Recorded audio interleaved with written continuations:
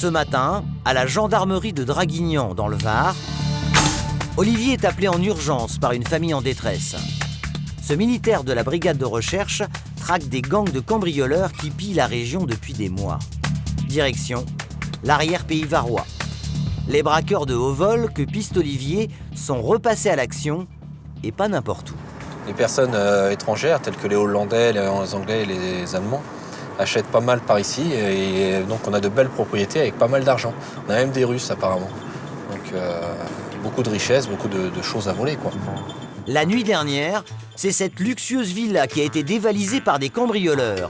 Une des résidences secondaires d'un couple russe très puissant et proche du pouvoir. Bon, écoute, c'est pas vilain. Voiture de sport, piscine, la propriété a de quoi attiser les convoitises. Hier soir, les cambrioleurs ont profité de l'absence de la famille pour s'introduire dans cette immense bâtisse qui renferme des trésors. Mobilier de valeur, toile de maître, argenterie et surtout le dressing de la maîtresse de maison. Et ça, c'était fermé? Non, ouverte comme ça. Ouverte comme ça. Une trentaine de sacs à main griffés a disparu. C'est quoi comme sac, ça? 40 000. Non, j'ai mal entendu, là. Ah non, hier. C'est du crocodile? Et les autres? Ah, d'accord. Au final, le préjudice total est important. Près de 100 000 € d'accessoires de mode. Et ce n'est pas fini. Sur les murs, plusieurs œuvres d'art se sont aussi volatilisées. Et le coffre, il était emmené? Oh oui. Les bijoux étaient dans le coffre. Oh oui. Ouais, Le coffre est là. voilà, et les vêtements par-dessus. Il pèse lourd, le coffre? Oui. Deux personnes mettent là. Une personne peut le porter, toute seule? Non, Une femme? Il faut au moins 2 personnes. deux hommes. D'accord. Un coffre rempli de bijoux, des tableaux, Un tableau qui était ici. des vêtements de marque, des accessoires de luxe, un butin de près de 200 000 €. Pour Olivier, les cambrioleurs n'en étaient pas à leur coup d'essai. La maison est isolée, il n'y a pas de système de vidéo, que ce soit dans la maison ou dans la rue. Donc les équipes, elles sont bien organisées, donc certainement elles ont repéré avant, ce qui fait que voilà, elles ont agi à des horaires où on n'a pas de témoins. Et donc on n'a pas grand-chose, quoi. Hein. Le gendarme expérimenté ne se fait guère d'illusions. Il n'y aura vraisemblablement aucun témoin, aucune empreinte digitale ou génétique. Ces équipes de cambrioleurs prennent leurs précautions.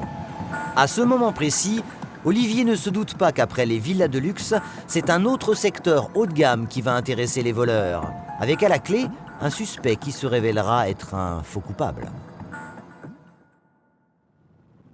Voici l'arrière-pays varois, un paradis naturel ensoleillé prisé des touristes fortunés et ciblé par les cambrioleurs. Ici, le nombre de vols a augmenté, près de 6400 l'an dernier, soit 20 par jour, un record. Certains gangs spécialisés dans les villas de luxe peuvent faire des razzias dans un seul quartier tout entier en l'espace de quelques minutes. D'autres bandes se concentrent sur les commerçants dans les centres-villes. Des attaques en série. Depuis quelques mois, des voleurs d'un nouveau genre sont apparus dans un domaine méconnu. En première ligne, face à cette nouvelle délinquance, les gendarmes de Draguignan. En particulier, la brigade de recherche.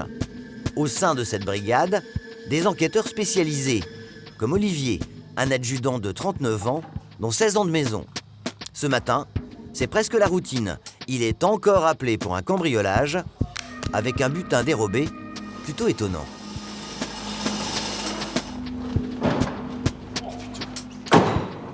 Il y a un commerce qui a été cambriolé.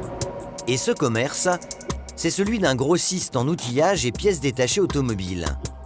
Le montant du préjudice est évalué à plus de 5 000 €. Il n'y a personne des employés qui rentrent dans le magasin tant qu'on n'a pas fait les constatations. Hein. Olivier est nerveux, en attendant l'arrivée des techniciens de la police scientifique. Pas question de souiller d'éventuels indices. On ne peut pas les foutre dehors parce qu'il pleut. Mais je veux pas qu'ils rentrent là-bas. Ouais. Hein? Ok, on bloque. Olivier traque ses cambrioleurs depuis des mois. S'ils ont commis une petite erreur aujourd'hui, il veut à tout prix l'exploiter.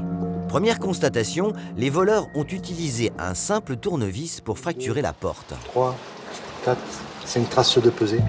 Des hors-la-loi professionnels qui savaient ce qu'ils cherchaient. Des outils de grande marque. Des dizaines ont disparu des rayons, un joli butin. Car ces outils professionnels valent très cher. Scie sauteuse, perceuse, marteau-piqueur ou tronçonneuse, chaque objet coûte plusieurs centaines d'euros. Certains dépassent même le millier d'euros comme cette rifteuse. Contrairement aux bijoux, aux billets de banque, ces outils volés sont faciles à écouler. Afin de ne rien négliger, Olivier a fait appel à ses collègues, experts de l'identification criminelle. Ce matin, c'est Franck qui va examiner la scène de cambriolage. Eric, là tu as une lame de cutter avec un petit peu de sang dessus. Chaque indice est méthodiquement numéroté. Là c'est un tournevis qui pourrait correspondre, on vérifiera après avec les traces de pesée et les fractions qu'il y a sur la porte d'entrée. Là c'est une caisse qui a été vidée vraisemblablement par le ou les auteurs. Là c'est l'emplacement initial du coffre, donc il devait avoir la cafetière, du verre et tout dessus. En plus des outils, le coffre du magasin a disparu. Un gang bien rodé qui a tenté d'effacer ses traces. Voilà, le test est positif, tu vois. Quelques empreintes digitales, mais aucune exploitable. Alors Franck se concentre sur l'ADN. Du sang, de la sueur ou des fragments de peau suffisent pour dresser ce portrait génétique. Pour prélever l'ADN, Franck va frotter un coton-tige légèrement humide à chaque endroit que les malfaiteurs ont pu toucher, comme ce chariot élévateur. Les employés ne se rappellent plus si il était à cette place-là, il est allumé, donc ils ne savent pas. Le problème, avec l'ADN, c'est qu'il faudra attendre plusieurs mois avant de connaître les résultats, car les laboratoires d'analyse sont encombrés. Alors Franck va multiplier les chances de récolter d'autres indices avec son matériel. Alain, tu pourras me sortir le tramlight ? Il va utiliser ces lampes spéciales qui peuvent faire apparaître des traces invisibles à l'œil nu. La première diffuse une lumière ultraviolette. D'ordinaire, Franck s'en sert pour trouver des traces de sang ou de fluide corporel. Mais aujourd'hui, il a une autre idée en tête. Pour cela, il va balayer le sol centimètre carré par centimètre carré. Et là, c'est les traces de pas, en fait, que j'essaye de voir. L'enquêteur scrute méticuleusement les recoins de l'arrière-boutique. Et à force de persévérance... Ah ben, les traces de pas, elles sont là. Mais c'est avec une autre de ses lampes, cette fois à lumière blanche, qu'il va faire sa plus belle prise. Tu vois ce que je cherche, c'est ça, tu le vois pas toi, et moi je le vois. Des traces qui pourraient paraître anodines, mais pas pour Franck. On a tout un classeur de semelles de chaussures qu'on met à jour régulièrement. Si des fois mes camarades de la brigade interpellent l'auteur, on pourra peut-être déterminer, faire une comparaison avec les chaussures et les défauts de la chaussure de l'auteur. Après plusieurs heures d'expertise, le bilan est plutôt mince. Car il n'y a aucune empreinte digitale exploitable. Les traces de chaussures ne serviront aux enquêteurs que si l'un des cambrioleurs est arrêté. Quant à l'ADN retrouvé sur place, l'analyse devrait prendre plusieurs mois sans certitude d'une réponse intéressante. Olivier le sait d'expérience, la plupart du temps ces cambrioleurs expérimentés portent des gants. Pourtant aujourd'hui les malfaiteurs ont peut-être commis une petite erreur. Pour prendre la fuite, ils ont volé la voiture du magasin, un utilitaire comme celui-ci, avec sur les deux côtés le logo de l'entreprise. Ils volent un véhicule, donc c'est quoi le C'est un véhicule? berlingot, Citroën berlingot, Berlingot. blanc numéro. sérigraphié. Sérigraphié Tout à au fait. nom de la société? Jaune et bleu, sérigraphié à la société. Graphié. Avec les clés et les papiers dessus. Société. Ok, clé plus papier. Et Avec tu m'as dit l'IMAT? l'immatriculation 300. Un véhicule utilitaire très reconnaissable. Peut-être a-t-il été aperçu après le vol. Pour le savoir, l'enquête de voisinage commence. Elle pourrait apporter un début de piste. L'équipe d'Olivier va donc sonner aux portes comme dans cet immeuble juste en face du magasin. Et bonjour, c'est la gendarmerie. À peine arrivé dans l'escalier, le gendarme croise une femme qui semble avoir entendu quelque chose cette nuit. J'ai entendu des bruits et j'ai vu 3 personnes, quoi. Quelle heure il était? Il était à peu près 2h du matin. Après, je les ai vus que de dos, donc ils faisaient à peu près 1m70. Ils étaient habillés comment? Ils étaient habillés en jogging. Noir, il y en avait un qui avait un haut blanc. Et ils faisaient quoi? Ils étaient en train de charger comme une style d'armoire, un truc comme ça en fait. Ce témoin aurait aperçu 3 personnes en jogging, dont un portait un haut blanc. Elle aurait aussi clairement vu le véhicule utilitaire. Le véhicule, c'était quoi? Le véhicule, c'était un Berlingo blanc. Blanc? Tout blanc? Tout blanc, mais il y avait des trucs, une écriture dessus comme... Il était sérigraphié sur le côté? Voilà, mais je sais plus ce qu'il y avait marqué. D'accord. Il y avait qu'un seul véhicule? Oui, il y en avait qu'un. Oui. D'accord, très bien. Ils sont partis et ils ont pris la direction Gonfaron. C'est le début d'une piste intéressante, d'autant que le témoin oculaire est précis. La jeune femme a clairement vu la voiture prendre la direction d'un village voisin. Alors, Olivier va vouloir vérifier cette information immédiatement. Et vous allez voir que pour repérer un véhicule volé, en plus des témoins, les gendarmes peuvent compter sur d'autres yeux qui nous observent en permanence. Ces yeux invisibles, plus de 2000 communes en France en sont équipées. Ce sont les caméras de surveillance. Elles se révèlent parfois de précieux auxiliaires pour faire avancer une enquête. Et il y en a justement plusieurs dans la commune où le cambriolage a eu lieu. Le lendemain matin, Olivier a donc fait rapatrier en urgence ces précieuses vidéos. Avec son bras droit, Olifson, et Steven, un spécialiste de l'exploitation des images, ils vont les scruter à la loupe. Pas de caméra située en face du magasin d'outillage, mais plusieurs en centre-ville. Les gendarmes recherchent le passage d'un véhicule blanc la nuit du vol ou la présence de 3 individus en survêtement. Au bout de quelques minutes, Steven repère 2 silhouettes intéressantes. L'heure, elle est juste? Alors, l'heure est juste, donc on a 2 individus. 2 hommes en survêtement noir et sweat blanc. Ils semblent attendre quelqu'un 1h30 avant le cambriolage et à seulement 300 mètres du magasin pris pour cible. À y regarder de plus près, un petit détail attire l'attention. Là, on peut voir que lui, il a des gants. Tu vois, il a des gants noirs. C'est très sommaire, hein. 2 silhouettes qui pourraient correspondre à 2 des 3 individus décrits par le témoin.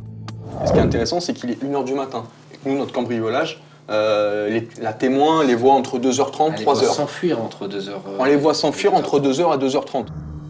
Malheureusement, impossible de voir leur visage et aucune trace du véhicule volé lors du cambriolage. Mais il reste à Olivier et ses collègues d'autres images à exploiter. Le témoin, qui a aperçu les 3 silhouettes, a aussi donné une indication précise sur la direction prise par l'utilitaire, une commune voisine également équipée de caméras.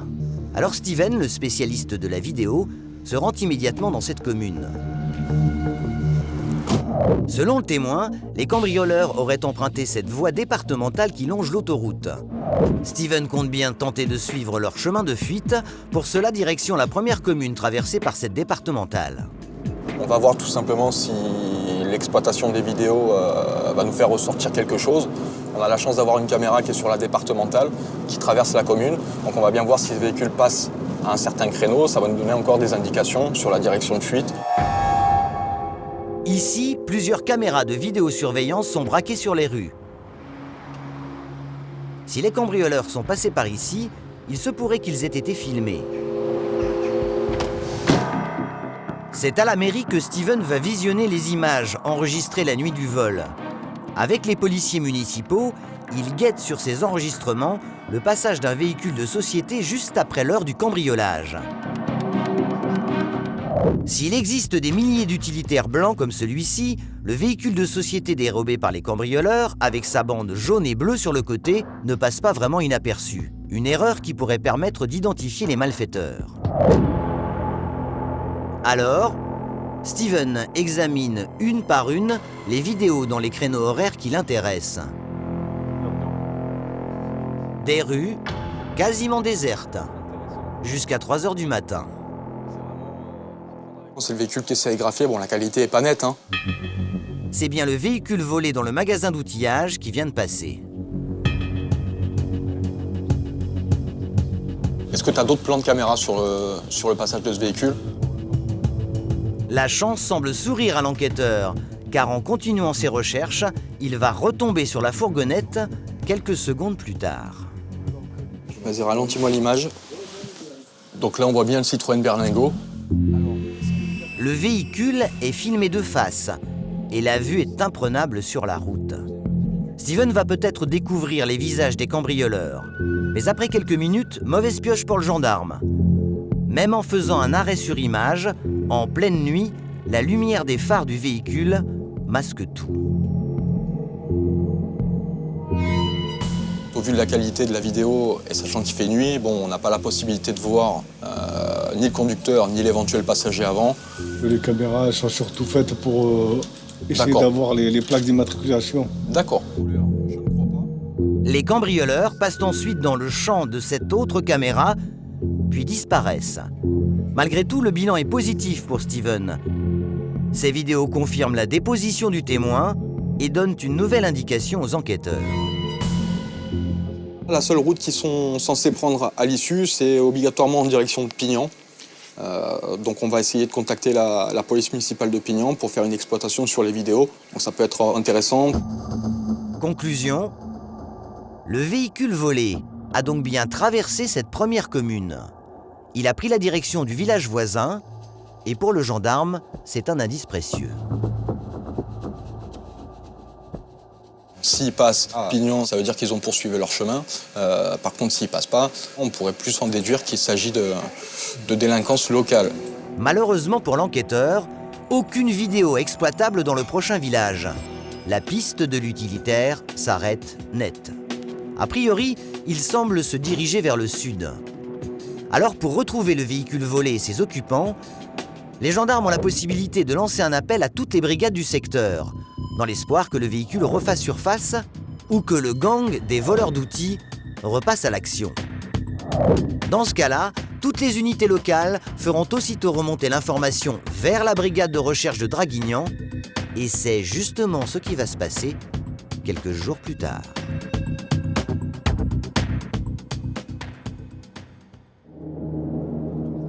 Ce matin-là, une brigade située à quelques kilomètres seulement de Draguignan vient d'être appelée en urgence.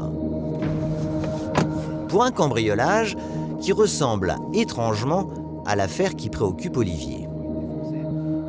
J'imagine qu'ils ont ouvert le cabanon à l'aide d'un pied de biche ou peut-être d'un tournevis à l'aide d'un marteau. Ils ont dû donc faire pression et faire céder le petit bout de plastique, la poignée. Une cabane en plastique au fond d'un jardin. Normalement, pas de quoi attirer les malfaiteurs. Pourtant, cette fois-ci, ils sont repartis avec un butin conséquent. Et donc, on m'a enlevé la tronçonneuse thermique et ma débroussailleuse, voilà, d'une valeur à peu près 600-700 euros, donc 350 euros chacun, quoi, on va dire. Voilà. Philippe, maréchal des logis-chefs, est loin de se douter de ce qu'il attend. Ce vol n'est en fait que le premier d'une très longue série. Et c'est ce voisin qui va l'en informer. Il faut qu'on ait d'un artisan aussi. Ils ont pris carrément tout le matériel dedans. Récemment, là, ces jours-ci, oui. Cette nuit. Ouais, cette nuit. Ouais. Il habite où? Mais juste après. On n'est pas au courant encore pour celui-là. Un de plus. En effet, à quelques mètres seulement de la maison, un autre homme, un artisan, a aussi reçu la visite des cambrioleurs. Une visite silencieuse, mais efficace. Là, il n'y en avait qu'une de machine dans ce fourgon de voler? Deux. La 327 et le marteau-piqueur. Et c'est 1000 et quelques euros, 1500, 2000 euros. Encore une fois, les voleurs se sont emparés d'outils de grande marque, faciles à revendre. Après la fourgonnette, ils ont même pris le temps de fouiller le garage. Ils ont pris des grosses mallettes, 3 machines. 2 marteaux-piqueurs, une carotteuse et un autoportable. C'est environ 4000 euros. Le butin commence à chiffrer. En une nuit, 6700 euros. Mais la victime est blasée. Ces vols d'outils, d'après elle, seraient monnaie courante ici. Ils ont pris les matériaux revendables rapidement. Comme sur tous les chantiers où on se fait voler, c'est du matériel portatif qui est revendable. Et voilà. Des cambrioleurs organisés, bien informés, qui ne sont pas venus ici par hasard. Bonjour, madame, s'il vous plaît. Car en réalité, dans ce lotissement, il n'y a pas un, mais plusieurs artisans. Donc il n'y a que le fourgon qui a été touché, hein? Il n'y a que le fourgon. D'accord. Qu'est-ce qui était dedans? Cette voisine a également une mauvaise surprise en se levant ce matin. 1, 2 et 3. On voit les traces. Petite biche. En fait, c'était tout bien rangé dans des boîtes. Donc ils se sont servis. On a le winner. Voilà. Le mineur de la journée. Un mode opératoire identique et toujours le même butin, des outils. Le camion du mari a été entièrement dévalisé. Résultat, l'artisan ne peut plus travailler. 3 perceuses, il y avait une disqueuse, une riveteuse, 2 scie sabres, une ponceuse. Bon, après, il y a les petits portatifs, les ventouses, les déligneuses, le rabot, le poste à souder, le petit scellement chimique. 5-6 000 euros. Hein. Sans outils, tous les chantiers de cet artisan sont à présent menacés. Un manque à gagner qui s'ajoute aux 6 000 euros de matériel dérobé. Les habitants sont excédés. C'est vrai qu'il y a toujours eu des vagues, mais ces vagues-là étaient plus espacées, me semble-t-il. Là, maintenant, regardez, ça arrive 2-3 fois dans l'année. Ça n'arrête pas, ça n'arrête pas. On ne peut pas se retourner vers quelqu'un, discuter ou quoi. On n'entend que ça. Ils ont plus peur de rien, quoi. Et... Plus rien ne les arrête, quoi. Non, plus rien ne les arrête. Au final, ce ne sont donc pas 3, mais 6 cambriolages. Le montant du préjudice global, 14 000 euros. Une somme qui vient s'ajouter aux 5 000 euros d'outils dérobés chez le grossiste, sans compter sa voiture volée. D'après les premières constatations, peu de chances de retrouver les auteurs. Ces cambrioleurs discrets et prévoyants n'ont laissé aucune trace de leur passage. Olivier doit maintenant traiter non pas 1, mais 6 dossiers. L'enquêteur veut interpeller au plus vite les membres de cette bande avant qu'ils ne fassent main basse sur tous les commerces des artisans de la région. Coup de chance, son appel à toutes les brigades se révèle positif. Quelques jours après le braquage, le véhicule utilitaire va refaire son apparition bien loin de Draguignan. D'accord. Souvenez-vous, le véhicule volé avait été identifié dans une première commune, puis avait disparu dans le village suivant. Des policiers viennent de le découvrir un peu plus loin sur la même route, à Toulon. C'est la police municipale qui a retrouvé ce fourgon abandonné sans aucune empreinte exploitable. Reste que le lieu où cet utilitaire a été abandonné va se révéler très précieux pour les enquêteurs. C'est intéressant, ça signifie que c'est une délinquance toulonnaise, vraisemblablement, qui est venue commettre ce délit chez nous. Parce que les gens préfèrent commettre des méfaits loin de chez eux où ils sont connus, où leur visage est connu, pour ne pas se faire avoir. Donc ça veut dire qu'il va falloir qu'on élargisse le cercle de nos investigations géographiques. Et pour élargir ses recherches, Olivier va devoir utiliser une technique bien connue des enquêteurs. S'intéresser à la marchandise dérobée et à ceux qui sont chargés de l'écouler, les reselleurs. Pour cela, les gendarmes savent où chercher. Depuis quelques années, il y a un endroit où beaucoup d'objets volés sont revendus, Internet. Tous les jours, je regarde s'il y a des outils, donc surtout Facom, qui sont en vente sur les sites de petites annonces, quoi, donc. Et vous allez voir qu'à partir d'une simple annonce, les gendarmes peuvent relancer une enquête. Olifson, le spécialiste Internet de la brigade, va rechercher les outils mis en vente après le cambriolage sur la ville de Toulon. Un travail laborieux, mais cette fois, il sait précisément ce qui l'intéresse. En effet, chez le grossiste, les cambrioleurs ont fait main basse sur des outils d'une seule et même marque. C'est donc cette référence qu'Olifson va inscrire dans le moteur de recherche du site. Il réduit ainsi les possibilités. Oui, ils ont du Facom, hein, mais c'est... Sauf qu'à chaque fois, c'est de l'occasion, quoi. La tâche d'Olifson s'annonce difficile. Mais au bout de quelques minutes, la chance semble enfin lui sourire. L'annonce d'un vendeur retient son attention. Ce qui est bizarre, c'est que c'est comme des objets qui vendent sous blister. Donc, en principe, c'est comme un site où on vend de l'occasion, quoi. Donc là, c'est vraiment neuf et apparemment, il dit qu'il s'en sert pas. Donc, Ce coffret d'embout professionnel est encore emballé et vendu à un prix imbattable. 100 € au lieu de 154 dans le commerce. Et en cherchant encore, Olivson va s'apercevoir que ce vendeur a beaucoup d'autres outils en stock. Donc là, par exemple, je découvre du Facom, qui est encore sous blister. Monsieur en demande 35 €. En tout, l'enquêteur va découvrir une dizaine d'annonces. À chaque fois, les outils sont neufs et pas déballés. Certains correspondent même exactement à ce volé chez le grossiste. On a 7 ou 8 annonces que le bricolage. Donc, soit ils ont arrêté le bricolage, ou soit ça vient de quelque part, quoi.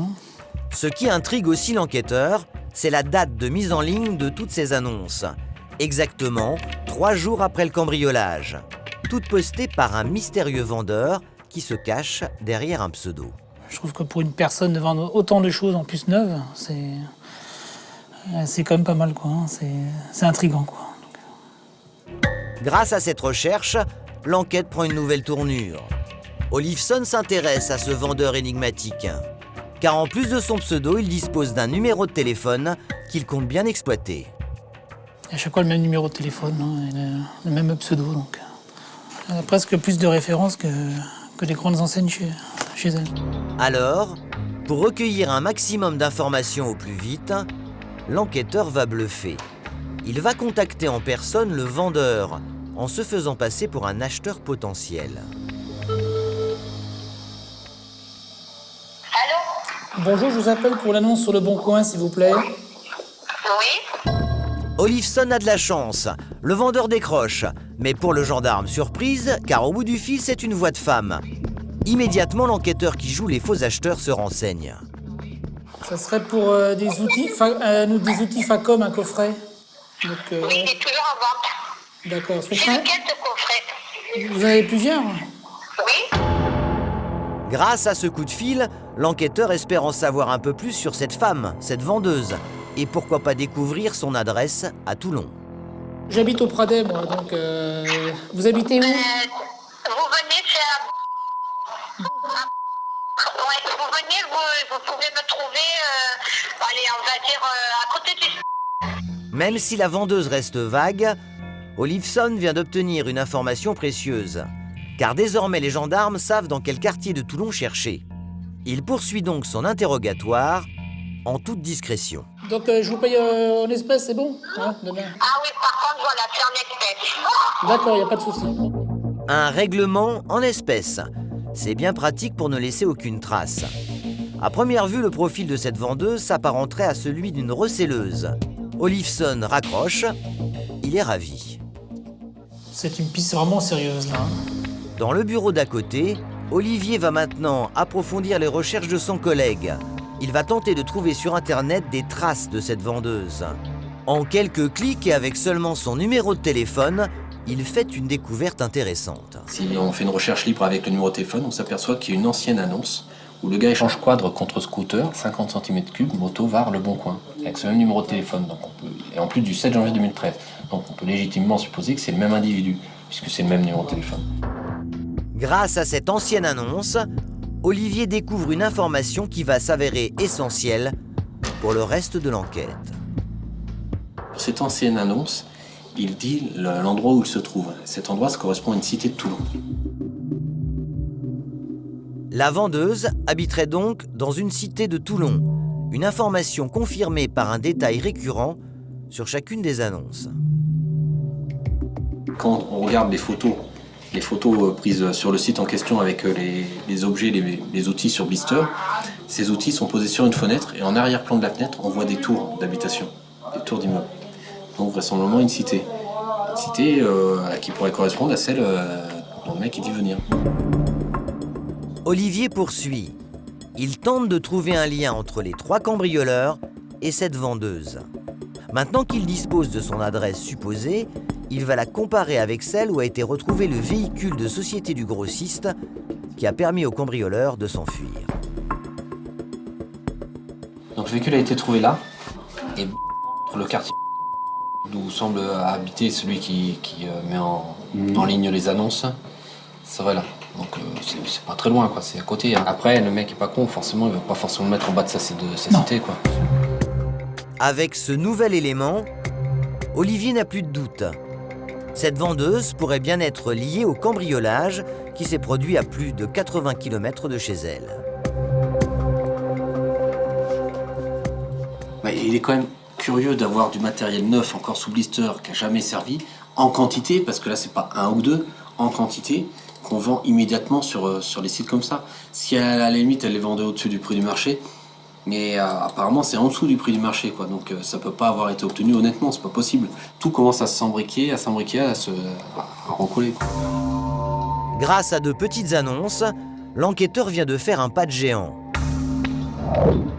Désormais, en plus des 3 individus recherchés pour ce cambriolage, Olivier s'intéresse à cette vendeuse qui pourrait jouer le rôle de recelleuse.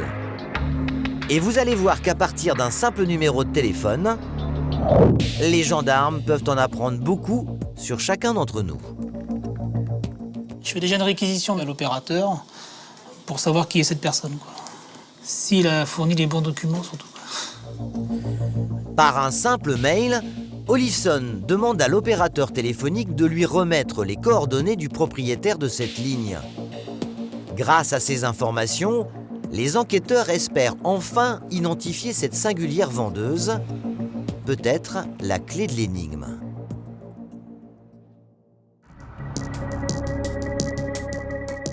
À Draguignan, quelques jours plus tard, Olivier et son équipe sont en pleine effervescence. La réponse de l'opérateur téléphonique vient de tomber et la pêche est plutôt bonne. Alors après, voilà l'identification. L'adresse que j'ai, c'est donc à Toulon, et ça peut correspondre à l'image que j'ai sur le bon coin, donc d'un bâtiment, une photo qui est prise d'un bâtiment, donc assez haut. Pour les enquêteurs, les pièces du puzzle éparpillées jusqu'à présent s'assemblent enfin. Le numéro de téléphone apparaissant sur les annonces appartient à une femme. Et c'est bien une femme qui a répondu à l'appel d'Olivson. Ensuite, ses initiales correspondent parfaitement au pseudo du vendeur. Il y a aussi son adresse qui renvoie à la fameuse cité de Toulon où les photos des annonces ont été prises. Enfin, c'est tout près d'ici que l'utilitaire volé chez le grossiste a été retrouvé. Maintenant que les enquêteurs connaissent les noms et prénoms de cette étrange femme au centre de toutes les recherches, ils vont explorer son passé judiciaire. Donc je vais passer voir si elle est connue déjà la personne.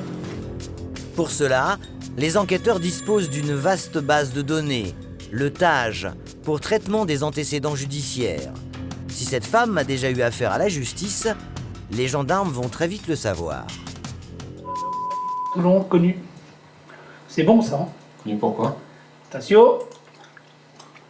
En plus j'ai même la photo, donc la voilà. Voilà l'étalage. Pas mal. En consultant la deuxième page, Olivier s'aperçoit qu'à 38 ans, cette femme a déjà un passé bien chargé. J'ai 9 faits différents.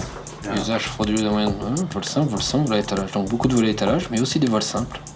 Entre 92 et 2000. Et la procédure qu'on a vue tout à l'heure, elle était 2008. Le virus l'a repiqué. Olivier n'en espérait pas tant.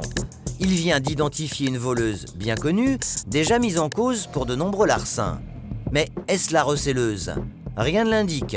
Alors maintenant, grâce à la banque de données, il va s'intéresser à son entourage, et notamment sa famille. Et quelques secondes plus tard... C'est un cousin à elle. Il a 15 ans là. Trop jeune pour moi. Mais bon, je le garde en mémoire quand même, tu vois. Celui-là a 16 ans, parce que c'est janvier. La Beaucaire, pareil, mais destruction, tu vois, j'ai pas trop de vols. Il y en a d'autres là. Bah c'est celui-là, c'est intéressant. Une vol de véhicule, on recèle. Vol, destruction, recel. Plusieurs membres de cette famille ont déjà été poursuivis. Mais pour les gendarmes, cela ne prouve rien, juste une indication pour avancer des hypothèses. Quand on commet ce genre de méfait, en général, c'est pas le premier, c'est pas le seul. Donc vraisemblablement, ce sont des gens qui font ça, qui volent pour ensuite revendre par l'intermédiaire de cette dame qu'on a eue au téléphone. Donc il y a une certaine organisation dans la bande. Peut-être parce qu'on se méfie moins d'une femme que d'un homme. Pour les gendarmes, cette femme cache peut-être des secrets. Pour le vérifier, Olivier estime qu'il faut l'interpeller dans les prochains jours. Mais avant d'intervenir, il doit connaître précisément l'endroit où elle réside. Et pour cela, il faut aller en repérage.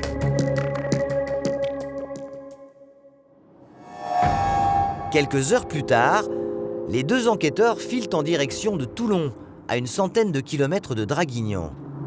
Une fois sur place, les gendarmes découvrent le quartier où résiderait la suspecte.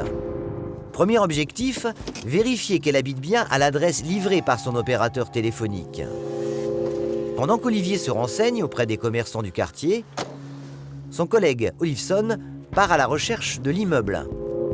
Pour rester discret, nous le suivons en caméra cachée. On va faire un petit repérage de l'adresse où habitent ceux qui vendent les objets sur le site de Petites Annonces. On va aller à pied devant la résidence. Mais dans cette cité de Toulon, certains immeubles sont semblables. Si Olifson a une adresse, il a cependant bien du mal à s'orienter. Excusez-moi, la tour... Et apparemment, c'est compliqué. C'est là, c'est là.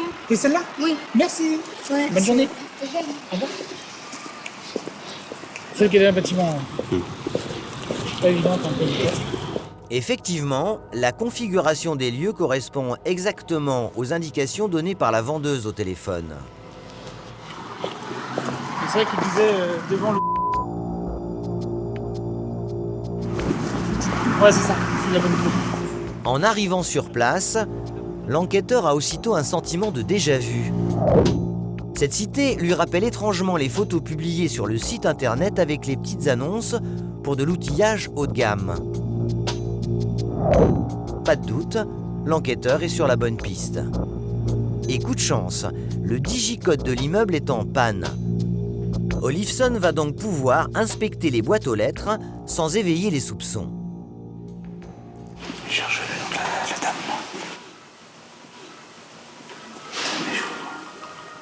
Sur les boîtes aux lettres, l'enquêteur espère retrouver l'étage et l'emplacement exact du logement de cette femme soupçonnée de recel. Quelques minutes d'investigation et bingo. Elle ? Sur cette boîte aux lettres, le nom de la femme qui a passé les annonces sur Internet et détail important, le numéro de son appartement. Pas question de traîner plus longtemps ni d'éveiller les soupçons du voisinage. La cible est localisée, mais avant de l'interpeller, les gendarmes aimeraient démontrer les liens entre cette femme et les 3 cambrioleurs. Ils espèrent dans l'absolu faire d'une pierre deux coups, interpeller la femme et le trio de malfrats. Et justement, au pied de la cité, une surprise attend Olifson.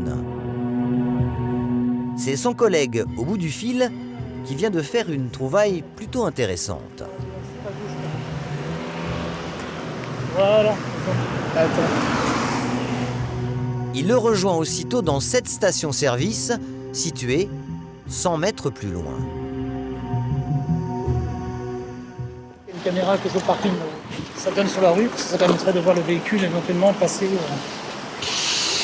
sur la rue ici.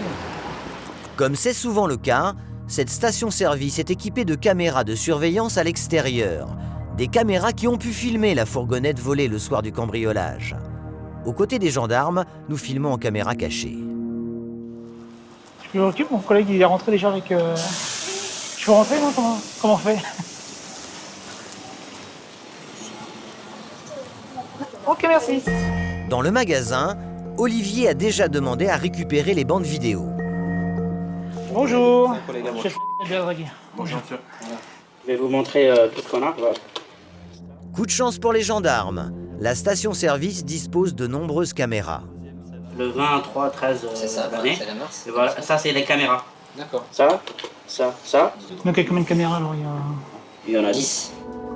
Une dizaine d'objectifs. C'est une aubaine pour les enquêteurs. Ils espèrent avoir une chance enfin de voir le visage des cambrioleurs. En tout cas, merci beaucoup. Hein. Non, il n'y a pas de problème. Hein. On peut aider les gendarmes. Olivier et son collègue transfèrent les images sur leur clé USB. Une nouvelle piste qui pourrait faire peut-être basculer leur enquête. Car jusqu'ici, aucune indication pour reconnaître les cambrioleurs. Images trop furtives, phares éblouissants. Aucune caméra de surveillance exploitée par les gendarmes n'a permis de les identifier. Les nouvelles vidéos vont-elles se révéler plus intéressantes ? De retour à la brigade, c'est Olifson, avec son œil entraîné, qui va visionner les images. Et voilà ce qu'il découvre. 4 heures du matin, la ville semble endormie, quand soudain... On voit le véhicule qui arrive, un véhicule avec le fameux logo de la société. Bon, on a juste ça, quoi. Donc, ça nous permet de voir qu'il rentre directement se garer donc, à proximité de la caisse, quoi. C'est un élément déterminant. La fourgonnette volée est donc bel et bien venue à la station-service située à seulement 100 mètres du domicile de la femme soupçonnée de recel. Et tout cela, 1 heure après le cambriolage, chez le grossiste en outillage.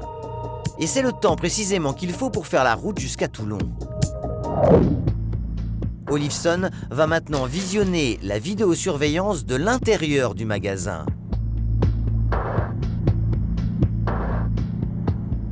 On suppose que c'est la personne qui commande. Là, on voit donc un pantalon de couleur sombre avec un blouson blanc, quoi. Après, on voit pas le visage, mais en tout cas, on voit qu'il attend, qu'il est tout seul. Et après, donc, l'employé de la station-service va lui donner quelque chose, quoi. Donc, il vient à la station-service uniquement pour acheter à manger, quoi. Impossible d'identifier le visage de ce mystérieux client. Mais pour Olifson, une chose est sûre, la fourgonnette ne s'est pas retrouvée ici par hasard. Les voleurs ne seraient-ils pas venus livrer leur butin ici, à 2 pas du domicile de la présumée receleuse ? La tour est distante de 100 mètres de la station-service. Donc, bon, ça fait quand même beaucoup de choses étranges, on va dire, quoi. Et donc, on peut quand même faire un gros rapprochement entre le cambriolage et les annonces parues sur le site internet, quoi. Si le trio de cambrioleurs reste à identifier, l'analyse de la vidéosurveillance de la station-service conforte l'hypothèse des gendarmes. Il pourrait bien y avoir un lien entre les 3 voleurs et la vendeuse repérée sur Internet. Désormais, il ne reste aux enquêteurs qu'une seule option, faire parler cette femme. Mais aucun gendarme ne se doute de la suite. Le suspect ne sera pas celui qu'ils imaginent. 4 heures du matin, 3 jours plus tard.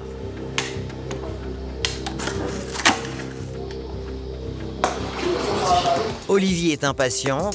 Après des semaines de traque, il espère enfin que la femme suspecte pourra le conduire sur les traces de ce gang de cambrioleurs insaisissables. C'est Steven, ça va? Oui, toi. C'est Marie. Pour cette opération, Olivier quitte Toulon avec 2 collègues. Là-bas, une autre équipe de gendarmes ira leur prêter main forte. Ça va se passer en douceur, on va frapper, on va pas casser la porte. Parce qu'ils peuvent pas trop se débarrasser des machins dans les toilettes, hein. On saisit les ordinateurs, téléphone, puce téléphonique. D'accord. Puis bon, avec un petit peu de chance, on va retrouver des objets sous blister qu'elle met en vente sur Internet et qui proviennent de notre cambriolage. Les enquêteurs espèrent retrouver une partie des outils dérobés lors du cambriolage.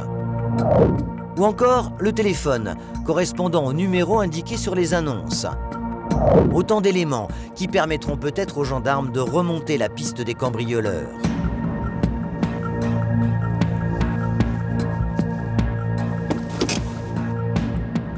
Olivier arrive à l'adresse de la femme soupçonnée de recel.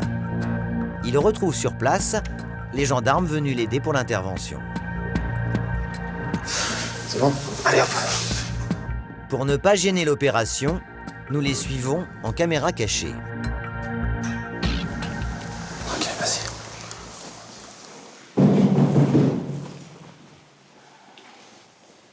Gendarmerie, ouvrez!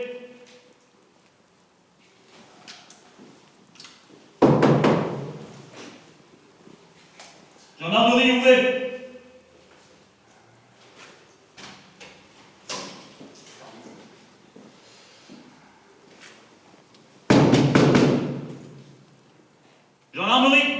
Troisième essai, et toujours aucun mouvement dans l'appartement. Pourtant, Olivier n'est pas inquiet. T'as une serrurerie? Non, j'en ai pas, mais... Elle est là, elle veut pas ouvrir, c'est tout. Donc de toute façon, on bougera pas de devant, donc plutôt intérêt à ouvrir. Les gendarmes pensaient intervenir en douceur, mais l'opération s'avère plus compliquée. La cité risque d'être réveillée par le bruit. Gendarmerie, ouvrez ou on casse la porte! Quelques secondes plus tard, la menace se révèle finalement payante. Voilà, tu vois. Bonjour monsieur le gendarmerie nationale. Une fois à l'intérieur, les gendarmes trouvent la femme qu'ils soupçonnent. Manifestement, elle habite ici, avec son compagnon. Qu'est-ce qui se passe, s'il vous plaît? Alors, il est 6h50, je vous place en garde à vue pour des faits de recel. Donc, Quoi, recel? Ça veut dire quoi? recel, c'est le fait de profiter de l'objet qui vient d'un méfait, d'un vol ou d'un truc comme ça. C'est de vendre des objets qui viennent d'un vol. D'accord? Ouais. Je suis pas venu les mains dans les poches, d'accord? Oui. Je vous place en garde à vue. Parce Mais que pourquoi? j'ai des choses à vous reprocher. Vous allez vous expliquer, la garde à vue, ça sert à ça. Vous allez vous expliquer. C'est pas la première fois, vous avez déjà été entendu pour des faits, donc vous connaissez un peu le principe. Déjà mise en cause pour des vols, la femme clame son innocence. L'irruption des gendarmes a réveillé ses enfants. Pour eux, c'est un véritable choc. Car ils ne tardent pas à réaliser que leur mère risque de partir, menottes au poignet. Bonjour. D'accord. Papa, il t'expliquera. Ne te fais pas du mal comme ça. Ne te fais pas du mal, mon cœur. T'es grand. Mais oui. Mon amour, je le sais que ça fait mal. Maman, faut pas penser. Papa, il t'expliquera, mon cœur, d'accord? C'est rien, bonhomme, hein? Allez, papa, il t'expliquera. Maman t'aime. L'un des garçons est en larmes. Pour la mère, la situation devient tendue. J'ai des enfants, j'ai un bébé, tout. Vous me dites, je vais en garde à vue, elle est au sein. Elle est au sein, la petite. Écoutez-moi bien. Je vous assure qu'elle est au sein, la petite. Voilà. Écoutez, vous me laissez parler 2 minutes, hein?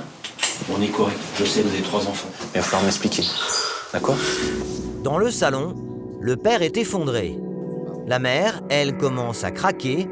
Et pour la faire parler, le gendarme lui propose un marché. Là, je cherche tous les outils FACOM que vous avez mis sur le bon coin. Tous les trucs que vous avez pu mettre sur le bon coin. D'accord? Je suis quelqu'un de parole. Donc si vous expliquez, que vous me dites qui c'est, ça se passera bien. Si vous expliquez bien, ce soir, vous revenez. D'accord? Ils sont tous les outils.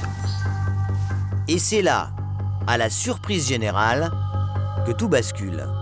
C'est soudain le père qui fournit la réponse aux gendarmes. Sans dire un mot, il se lève et conduit les enquêteurs vers ce qu'ils étaient venus chercher. C'est là. Manifestement, la cachette n'était pas très loin.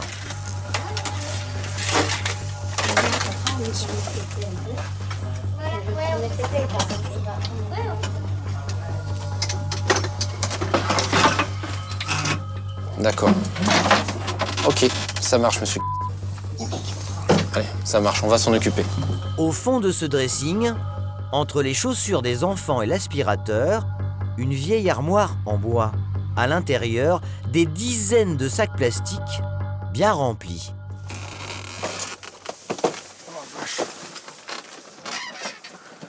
Ouf. Là, c'est bon, là. Du FACOM. Hop. Un sac, voilà. Dans un de ces sacs, les gendarmes mettent la main sur des dizaines d'outils de la fameuse marque haut de gamme qu'ils recherchaient. Des outils qui ressemblent comme 2 gouttes d'eau à ceux volés chez le grossiste. Les enquêteurs n'en reviennent pas. La caméra d'Alibaba, là.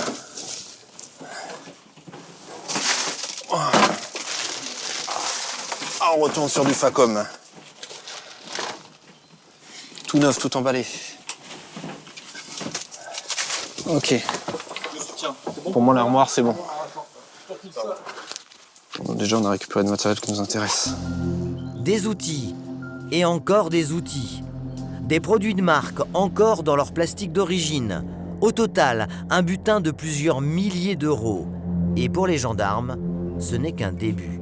Car après l'outillage, voici le rayon parfumerie. Ah ouais, ça c'est pas de chez nous ça. Ok. Bon, on a des parfums. Tiens, encore une mallette toute neuve.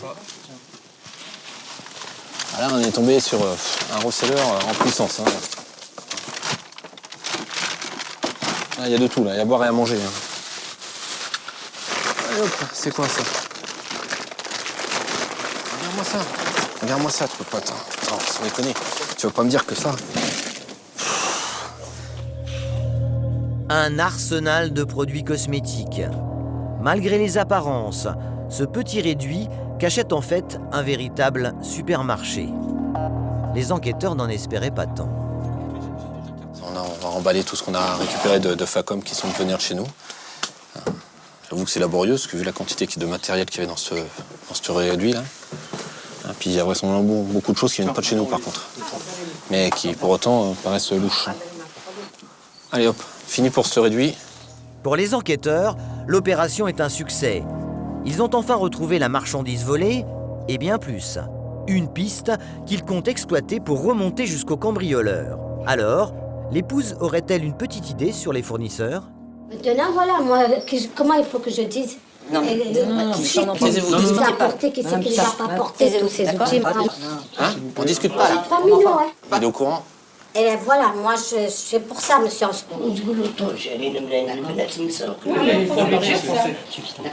tu les as achetés aux gens, que tu les as volés, qui les volent. Mais moi, je les connais pas, ces gens. La femme n'est, dit-elle, au courant de rien. Si dans la pièce, il y a bien un reseller présumé, c'est son mari. Pour l'instant, ce que vous me dites là, je peux pas. Il faut que je le prenne en audition. En quelques secondes, tout est bouleversé. Le reseller ne serait pas la femme que les gendarmes étaient venus interpeller, mais plutôt le mari. Le mari qui aurait été en contact direct avec les cambrioleurs. Sa compagne, elle, aurait mis le butin en vente sur Internet en ignorant sa provenance. Bon, l'ordinateur avec lequel vous mettez les annonces sur le bon coin, c'est lequel? Là-bas.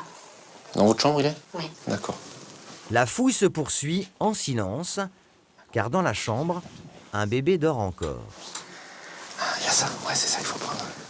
C'est ça que je cherche. Bon, merci, c'est bon. Avec quoi vous prenez les photos pour les mettre sur le bon coin? Ben, mon téléphone. D'accord, c'est sur votre téléphone alors. Des téléphones, l'ordinateur de la famille, des éléments qui vont permettre aux enquêteurs d'en savoir plus sur la quantité d'annonces passées pour revendre le matériel volé. La perquisition touche à sa fin.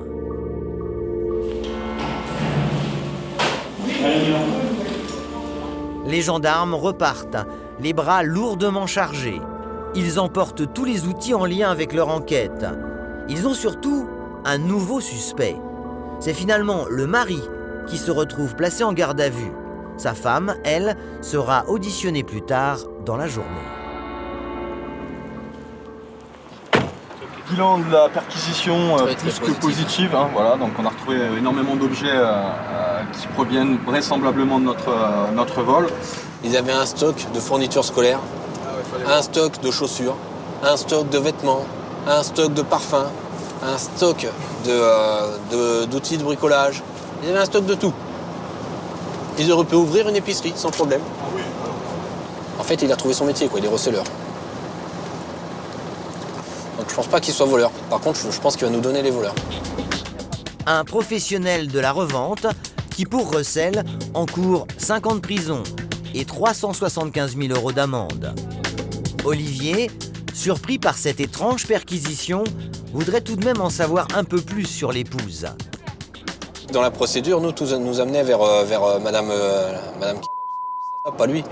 Lui, il apparaissait pas autant dans les annonces Internet que dans la téléphonie. Je rappelle que notre collègue avait téléphoné donc au numéro qui apparaissait sur les annonces, se faisant passer pour un client, et que c'est une voix féminine qui lui a répondu, c'est pas lui. Donc ça, quelque part dans son audition, il va aussi falloir qu'elle s'en explique. Après 1 heure de route, c'est une phase cruciale de l'enquête qui commence.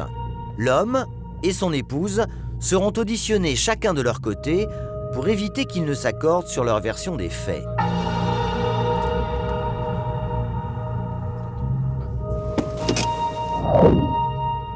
Les gendarmes vont devoir déterminer le rôle de chacun dans cette affaire. Ils espèrent surtout obtenir l'identité des 3 voleurs spécialisés dans l'outillage haut de gamme qui écument la région depuis plusieurs semaines. À peine arrivé à la brigade, le présumé receleur va devoir s'expliquer sur l'origine de la marchandise saisie à son domicile. Quand est-ce que vous l'avez récupéré, ça? Oh, ça fait 2-3 semaines, comme ça. Je les avais trouvés au puce. Moi, tout le temps, je suis au puce ailleurs. Le mec, tous les matins, j'achète les téléphones, j'achète tout. Des gens, je ne les connais même pas, les gens. On court derrière les voitures, monsieur, vous avez quoi à vendre? J'ai tombé sur un couple, ils m'ont proposé ces outils-là. Ils me les ont envoyés, vendus comme ça, dans un lot. Un achat sur un marché aux puces, quelques semaines plus tôt. Olivier trouve la ficelle un peu grosse. Pour une bonne raison. Grâce aux images de la vidéosurveillance prise à Toulon, l'enquêteur sait que la fourgonnette volée se trouvait dans le quartier du suspect, tout près de sa cité, la nuit du cambriolage. Conclusion pour les gendarmes, les voleurs seraient donc venus le livrer la nuit même, 1 heure seulement après le casse chez le grossiste. Vous n'êtes pas acheté hier, ça vous a été amené chez vous dans une voiture. Je connais la voiture, je sais comment elle est. Sur la tombe à mon père que je ne les avais pas achetés chez moi, ni dans le quartier, c'est hier en plus. Ça va pas le faire. Non, ça va pas le faire. Ça va pas le faire du tout. Voilà. Ça va pas le faire du tout. Ça a été volé le 20 mars à 2h30 du matin. À quelle heure? Entre 2h30 et 4h30, c'était chez vous. Déjà. Comment? Attention, monsieur. Des éléments, j'en ai des tonnes, d'accord? Des preuves, j'en ai des tonnes. J'ai des vidéos, j'ai tout ce qu'il faut. Je suis correct avec vous. Je vous traite bien. Mais me prenez pas pour un imbécile. Non. Il va falloir me donner l'identité, parce qu'il n'est pas exclu que si vous me dites rien, je ne prenne pas votre épouse en garde à vue. D'accord? Comme le suspect nie l'évidence, Olivier tente de l'impressionner. Une technique d'interrogatoire bien connue pour obtenir des aveux. Mais l'homme s'accroche à sa version. Et il va même tenter une contre-attaque. Pourquoi prendrait-il le risque d'aller en prison? Si je les avais achetés, que je connais le mec, je te le ramène le mec. Pourquoi moi j'y vais à sa place? Ah bah c'est sûr que là vous allez... Pourquoi je vais à sa place? Ah là, vous Je les avais achetés. Pourquoi? Parce que si vous me les donnez pas, c'est soit... Il y a plusieurs solutions pour que vous y allez à sa place. 1, vous avez peur de lui. 2, c'est de la famille. Parce que dans les... Il n'y a pas que des gens honnêtes. Mais alors moi je suis pas comme tous les... Non, mais moi je vous le dis. Donc si c'est de la famille qui est malhonnête, qu'on fait ça, vous voulez peut-être pas nous dire qui c'est. Mais on va les trouver. Je vous assure qu'on va les remonter. Je suis venu jusqu'à vous, je vais remonter plus loin. C'est pas grave. Hein? Sauf que vous, entre-temps, vous allez manger. Parce que si vous participez pas, si vous nous aidez pas, vous allez manger. Malgré tout, le suspect n'en dira pas plus. Fin de l'interrogatoire. Attendez, on va rentrer dans la cellule. Mettez-vous face au mur. Levez les bras. Voilà. Désormais, l'homme va devoir réfléchir sous les verrous.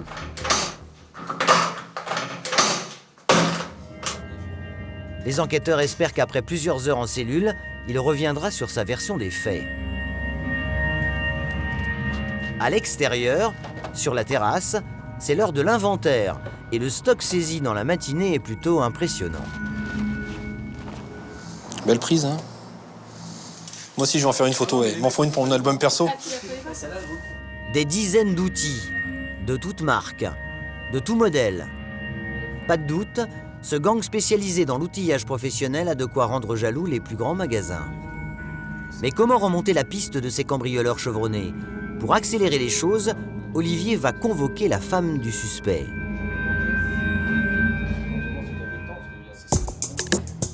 Quelques heures plus tard, elle arrive accompagnée de sa petite dernière. Olivier a décidé de l'entendre comme simple témoin. Mais il attend beaucoup de cette audition. Le mari, lui, est toujours en cellule.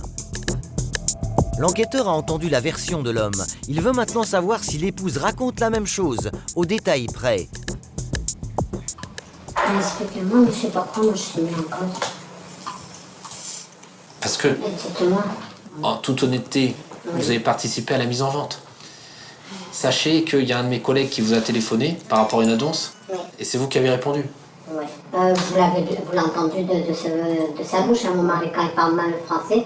Alors il me dit plus ou moins, toi t'arrives mieux à parler le français, ça passait un peu plus quand tu parles avec les gens qui t'appellent.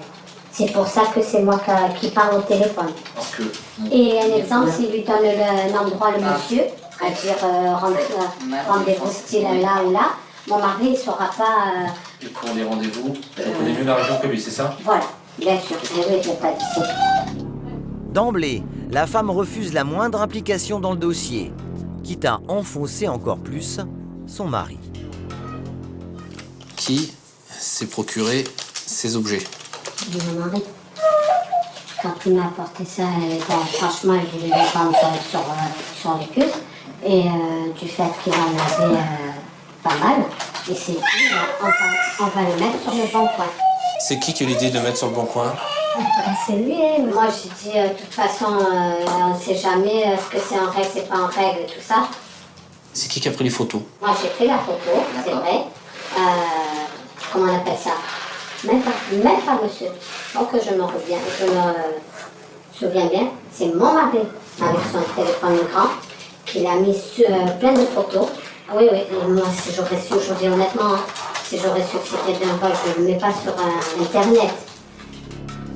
La femme serait donc complètement étrangère à toute cette histoire de recel. Elle n'aurait donné qu'un coup de main à son mari, sans se douter une minute que ces outils pouvaient provenir d'un vol.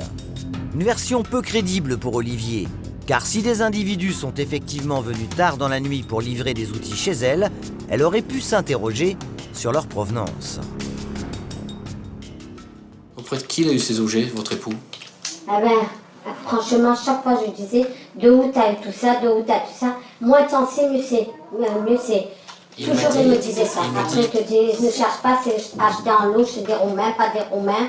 Je dis, ah bon, mais explique-moi bien la chose, on sait jamais, il arrive un problème dans la vie ou quoi, mieux t'en sais, mieux c'est. Voilà. Ouais, moi, alors franchement, je dis la vérité. La femme explique n'avoir aucune idée sur les éventuels fournisseurs de son mari, parce que ce jour-là, elle avait un alibi. Moi, j'étais à l'hôpital. Vous étiez à l'hôpital avant qu'il les ramène? Oui, j'étais pas là le jour que c'est venu chez moi. Le 18 mars, j'ai été opérée, moi. Vous êtes resté combien de jours à l'hôpital? 3 jours. Et c'est pendant ces 3 jours qu'il les a ramenés? Absolument. Olivier n'en apprendra pas plus sur les voleurs. Il décide de mettre un terme à cette audition. Venez, c'est bon, vous suivez? Voilà, vous pouvez y aller. Mais il vient de recueillir de nouveaux éléments, essentiels pour son enquête. La femme a en effet livré un détail qui accable son mari. Alors, Olivier s'empresse d'en parler à son collègue Olifson. Elle nous donne des éléments qui sont intéressants. Notamment quant aux dates auxquelles il le ramène. J'ai un créneau de 3 jours qui tombe pile poil où je veux. Et elle me dit, quand il les a ramenés, j'étais à l'hôpital. J'étais à l'hôpital entre le 18 et le 21, puisqu'elle est restée 3 jours. Nous, nos faits datent du 20. Et on voit le véhicule, le 20, à Toulon. Le 20, c'est-à-dire la nuit du cambriolage. En d'autres termes, le suspect a bel et bien pu se faire livrer les outils volés, tandis que sa femme était hospitalisée, absente du domicile. Un détail que l'homme s'est bien gardé de raconter à l'enquêteur. Sans le vouloir, Madame nous a donné des éléments qui confirment nos investigations et qui vont à l'encontre des auditions de son mari. Donc c'est intéressant pour nous, parce que quelque part, on peut jouer là-dessus. Ça démontre bien en fait qu'il est une mauvaise foi. Je pense qu'il protège soit un membre de sa famille, soit un ami. On va gratter, on va y arriver. On lâche rien. Dans le Var, on lâche rien. La technique d'interrogatoire des enquêteurs a donc porté ses fruits. Pour l'instant, l'homme prétend avoir acheté ses outils aux puces, sans savoir qu'ils étaient volés, une version que sa femme, hospitalisée, n'a pas pu véritablement confirmer. Les gendarmes soupçonnent le mari de mentir. Dès le lendemain, ils espèrent bien le pousser à avouer, en confrontant sa version aux déclarations de son épouse, une nouvelle audition décisive. C'est le dernier jour de la garde à vue. Les enquêteurs n'ont plus que quelques heures pour obtenir de la bouche du mari les noms des 3 cambrioleurs. On va rentrer là. asseyez sur la chaise là à droite. Ce matin, c'est Olifson qui se charge de l'audition. Après une nuit en cellule, il espère que l'homme sera plus disposé à parler. Aujourd'hui, il est assisté d'un interprète. Quand il a acheté les outils aux puces de hier, là, elle était où, sa femme? À la maison. Votre femme déclare que vous avez ramené les objets, donc l'outillage, durant son temps d'hospitalisation, c'est-à-dire sur la période entre le 18 et le 21 mars. Est-ce qu'il se souvient de ça ou pas?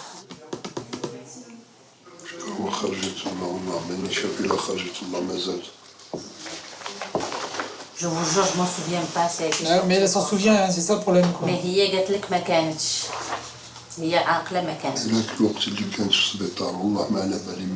Peut-être quand elle était à l'hôpital, je vous jure, je m'en souvenais pas. En apprenant la déposition de son épouse, l'homme semble déstabilisé. Mais il ne dit rien. L'enquêteur ne baisse pas les bras, car il a encore une bonne carte à jouer. Quelque chose que l'homme aurait dit à sa femme, une phrase lourde de sens. Est-ce que son épouse lui a demandé d'où venaient les objets? Oui, elle lui a demandé. Ouais. Et il lui a répondu qu'il les avait achetés. D'accord. Pourquoi il ne veut pas dire la vérité? علاش ما بغيتيش تقول لهم الحقيقة؟ C'est la vérité. Je n'ai rien à cacher.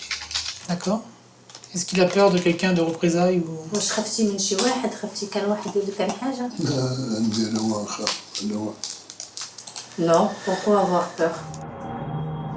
L'homme ne lâche rien malgré les éléments qui semblent l'accabler. Aux yeux de l'enquêteur, difficile pourtant de croire le mari qui répète ignorer la provenance frauduleuse de ses outils.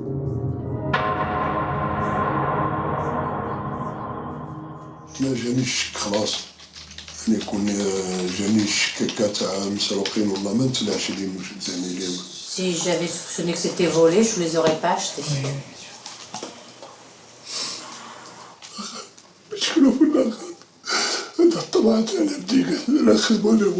J'ai pas de travail. La femme te regarde de travers. Je ne rentre rien à la maison. Je vous le jure que c'est la vérité. Pourquoi je vais aller en prison pour les autres? Si je savais quoi que ce soit, je l'aurais dit. Je me suis fait avoir, que voulez-vous que je dise? Et par qui il s'est fait avoir s'il dit ça? Justement, si je savais, je vous jure que je ne le laisserais pas partir. En larmes, l'homme ressasse son histoire. Il ne livrera rien de plus. Olifson termine son audition sans rien avoir appris sur les cambrioleurs. La garde à vue touche à sa fin. Faut lui expliquer que quand même on continue à travailler, que c'est pas, faut pas qu'il croie que là c'est fini quoi. Hein. De son côté, Olivier est au téléphone avec le laboratoire en charge des analyses ADN. Depuis le début de l'affaire, les 3 auteurs du cambriolage restent insaisissables, peut-être plus pour très longtemps. L'enquêteur compte désormais sur les prélèvements effectués chez le grossiste en outillage pour découvrir leur identité. C'est un ADN masculin qui a été extrait du CD12 sur TIC. Oui, c'est ça, oui. La comparaison dans la base n'a rien donné, oui. C'est un D'accord. ADN inconnu. Très bien, je vous remercie. Merci, au revoir. Je vous en prie, au revoir. Les enquêteurs ont bien découvert l'ADN d'un individu sur les lieux du vol, mais malheureusement, il n'est pas référencé parmi les 2 millions d'ADN répertoriés dans le fichier national, le FNEG. Pour le moment, le mystère reste donc entier et ces 3 silhouettes demeurent sans visage. Mais pour les gendarmes, et notamment le capitaine de la brigade, ce n'est que partie remise. Car cette interpellation devrait priver le gang d'un receleur susceptible d'écouler leurs marchandises. Bon, on n'a pas les voleurs, on a un receleur, c'est déjà bien. Et de toute façon, ça tourne dans les bases. Voilà, il se fera contrôler ou interpeller pour autre chose et on aura au moins un voleur ou un complice à ce moment-là. Le crime ne sera pas impuni. Là, le voleur, il a gagné pour aujourd'hui, mais la prochaine fois, c'est nous qui gagnerons. Exactement. C'est une victoire parce qu'on va attraper le receleur. Il n'y aurait pas de receleur, il n'y aurait pas de voleur. Donc en attrapant les receleurs, on combat aussi contre les vols. Quant à la femme du suspect, elle ne sera pas poursuivie. Quant au présumé receleur, n'ayant aucun antécédent judiciaire, il ressort libre de la brigade en attendant son procès. Malgré l'impressionnant butin découvert chez lui, il affirme n'être qu'une victime. Moi, je suis une victime par rapport à ce truc. Si je savais que c'est volé, je ne les achète pas. Je me suis fait avoir. C'est la première et la dernière fois. Pour Recel, cet homme encourt jusqu'à 5 ans de prison et 375 000 € d'amende. Quant aux 3 cambrioleurs, encore dans la nature, les gendarmes de Draguignan en sont convaincus. Ils finiront tôt ou tard par commettre une erreur.